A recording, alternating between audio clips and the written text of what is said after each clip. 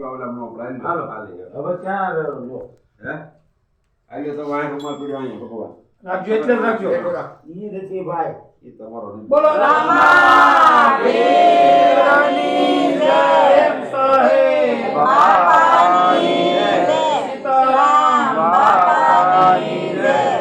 હરિરામ બાપાની જય દવાલ બાપાની જય પુરુષોત્તમ બાપાની જય રમણા બાપાની જય સત્ય સનાતન બાપાની જય જય જય સીતારામ ઓમ નમઃ પાર્વતી પતિ હર હર મહાદેવ સીતારામ